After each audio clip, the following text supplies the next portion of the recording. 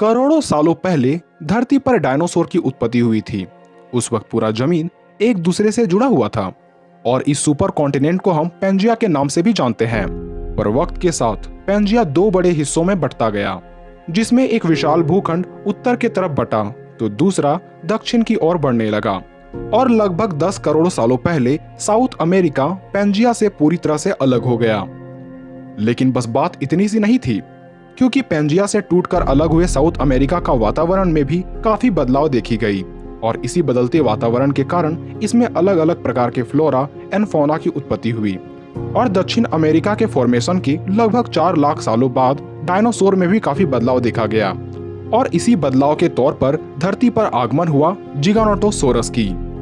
जिगानोटोसोरस dinosaur की एक ऐसी स्पीसीज हुआ करते थे जिनमें नाम मात्र की कमियां पाई जाती थी।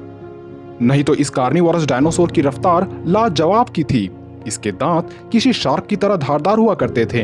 इसके बाइट फोर्स लगभग टीरेक्स जितनी थी और आकार में भी इसे सबसे विशाल थेरोपोड्स में से एक माना जाता है।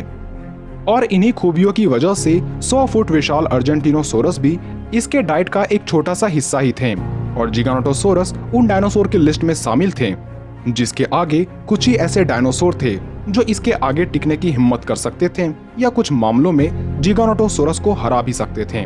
तो आज के इस वीडियो में अंत तक बने रहें, क्योंकि हम जानेंगे कुछ ऐसे डायनासोर्स के बारे में जो एक जिगानोटोसोरस को भी हरा सकते थे।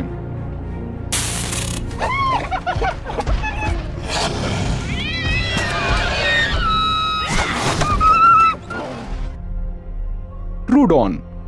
अब शायद ये नाम सुनकर आपको हंसी आएगी कि कहां एक और 12 से 13 मीटर जिगानोटोसोरस और कहां मात्र 2.5 मीटर का लंबा ट्रूडॉन। आखिर एक नन्हा ट्रूडॉन इतने बड़े डायनासोर के सामने मात्र 2 सेकंड के लिए भी टिक पाएगा? अगर आप भी ये सोच रहे हैं तो आपको अपनी सोच बदलनी चाहिए। जैसा कि आप जानते हैं कि कैसे छोटे आकार के जंगली कुत्ते विशाल शेर को भी मार डालने की साहस रखते हैं, ठीक उसी प्रकार से ट्रूडॉन जंगली कुत्तों की तरह ही हरदम झुंड में रहा करते थे। पर ये आकार में जंगली कुत्तों से थोड़े बड़े और जंगली कुत्तों के मुकाबले कई गुना ज्यादा अक्लमंद हुआ करते थे।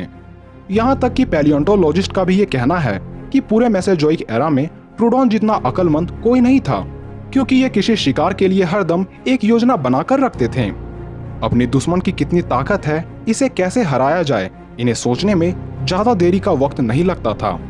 ऊपर से इसके शिकार करने की प्रवृत्ति इसे काफी डेडली बनाती है, तो इस बात की ज्यादातर संभावना है कि एक जिगानोटोसोरस ट्रूडॉन से हार जाता। Utah Raptor. यूटा क्षेत्रों में पाए जाने वाले ये रैप्टर सबसे खतरनाक ड्रोमियोसोरिड परिवार के सबसे बड़े तथा खूंखार सदस्य हुआ करते थे। यहाँ तक कि यह भी कहना गलत नहीं होगा कि इस डायनासोर का जन्म दूसरे डायनासोर का खात्मा करने के लिए ही हुआ था, क्योंकि सभी रैप्टर्स को डायनासोर की स्पीसीज का सबसे खतरनाक सदस्यों में से एक माना जाता था। और इसके पीछे की वजह है इसके नुकीले तथा धारदार क्लोज, रेजर के समान दांत और इसकी टोली, जो कि मिलकर किसी भी जीवों को आसानी से गिरा दिया करते थे। हालांकि ये बात सच है कि ज्यादातर रैप्टर हल्के और तेज हुआ करते थे, पर यूटा रैप्टर उनमें से थोड़ा सा अलग हुआ करता था, क्योंकि इस डायनासोर की ज्ञात लंबाई 18 से 24 फीट तक आंकी गई है। अब इसके बड़े आकार होने का मतलब ये बिल्कुल भी मानने की भूल ना करें कि ये सुस्त थे, बल्कि इसके भागने का मुकाबला कई जीव नहीं कर पाते थे, क्योंकि यूटा रैप्टर 50 किलोमीटर प्रति घंटे की रफ्तार को काफी देर तक मेंटेन कर पाते थे। तो ऐसी काफी संभावनाएं हैं कि भूखे यूटा रैप्टर के झुंड के आगे जिगानोटोसोरस को रख दिया जाए तो जीगा इसके आगे किसी भोजन के अलावा और कुछ भी नहीं है। स्पाइनोसोरस। अगले लिस्ट में शामिल ये डायनासोर झुंड में रहने वाला जीव नहीं है, पर फिर भी इसका आतंक जमीन से लेकर पानी में बरकरार थी। इस डायनासोर ने भी दक्षिणी हिस्से में बटे पेंजिया के हिस्से में जन्म लिया और अपने खौफनाक रूप तथा हंटिंग स्किल से सभी को डरा कर रख दिया। सभी कार्निवोरस डायनासोर के लिस्ट में इसका नाम सबसे विशाल आकार के थेरोपोड्स में की जाती है। पर क्या डरावने लुक, बड़ी स्पाइन्स और आकार के अलावे इसमें कोई खास बात थी? तो इसका जवाब है हाँ। स्पाइनोसोरस में कई खूबियां पाई जाती थी, जैसे कि इसके चाकू के समान दांतों की ओर देखें तो पता चल जाएगा कि भले ही इसके दांत कॉनिकल थे, पर ये इतने लंबे थे जो कि त्वचा को छेद कर काफी अंदर तक जा सकती थी। वहीं इसके लंबे, नुकीले तथा मजबूत नाखूनों के वार को झेल पाना हर किसी के बस का नहीं था।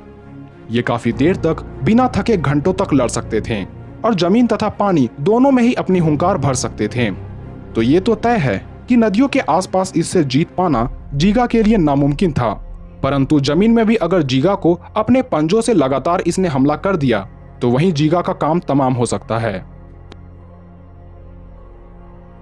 एंकिलोसोरस मिलिए अब तक के पाए गए आर्मर्ड तथा हथियारों से लेस डायनो से, जिसे प्रकृति ने इसके सिर से लेकर पूंछ तक मजबूत ढाल के साथ एक जानलेवा पूंछ भी दी थी।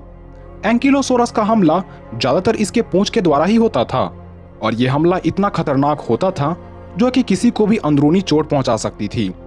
यहाँ तक कि ये अपने पूंछ को 100 डिग्री के एंगल के साथ घुमाकर किसी पर वार करते थे तो उस जीव को मरने से कोई बचा नहीं सकता था। तो जब कभी भी एक जिगानोटोसोरस एंकिलो के रेंज में आएगा और अगर एंकिलो ने अपने पूंछ को 100 डिग्री एंगल के साथ स्विंग करके जीगा के सिर पर वार कर दिया तो बस उसी वक्त जीगा का खेल खत्म हो जाएगा। सार्कोसुकस आज भी नदियों में एक ऐसे जीव का राज है जिसे ये फर्क नहीं पड़ता कि नदियों के किनारे कौन आ रहा है, क्योंकि इसे पता होता है कि इसके जबड़ों में जीत की ही लकीरें लगी हुई है। अब चाहे वो नदी में आया खूंखार शेर हो या विशालकाय हाथी, इसके सरप्राइज अटैक को रोक पाना किसी के लिए भी नामुमकिन है। वहीं इसके डेथ रोल से बच पाना मौत के मुंह में जाने के बराबर होगा। अब जरा कल्पना करिए इन्हीं मगरमच्छों का पूर्वज, पर इससे भी काफी विशाल और खूंखार सार्कोसुकस कितना खतरनाक हो सकता था। इस मगरमच्छ का राज 9 करोड़ सालों पहले अफ्रीका और साउथ अमेरिका में था, यानी इसके और जिगानोटोसोरस के बीच झड़प कई बार होती होगी। और यकीन मानिए जिगानोटोसोरस भी नदियों में जाने से पहले ये 4 बार सोचता होगा कि सार्कोसुकस न दिख जाए, क्योंकि सार्कोसुकस के सामने जाना यानी साक्षात अपने मौत को दावत देने के बराबर होगी। ट्राइसेराटॉप्स हर्बीवोरस डायनासोर की लिस्ट में 3 सींगों वाला ये डायनासोर उन जानवरों की लिस्ट में शामिल है जिससे शिकारी भी डरा करते थे, क्योंकि जहां दूसरे हर्बीवोरस डायनासोर सिर्फ खुद को बचाने के लिए भागते थे, वहीं ट्राइसेराटॉप्स अपने शिकारी को ही दौड़ाकर मारा करते थे। और इसके मजबूत तथा आगे की तरफ नुकीले शिंग अगर किसी को लग जाए तो बाहरी डैमेज तो होगी, पर अंदर के ऑर्गन को भी नष्ट होने से कोई नहीं बचा सकता। यहाँ तक कि इस डायनासोर से खुद डायनो किंग टीरेक्स भी डरा करते थे। तो जीगा के लिए ये किसी डरावने सपने से कम नहीं होता। टायरानोसोरस रेक्स इस लिस्ट के पहले नंबर पर शामिल है एक ऐसा जीव जिसे सभी डायनासोर का राजा कहा जाता है, क्योंकि अगर इसके धीमे रफ्तार को छोड़ दिया जाए तो इसके बाइट फोर्स के आगे कैसी भी ढाल काम नहीं आएगी, चाहे दिन हो या रात ही क्यों ना हो।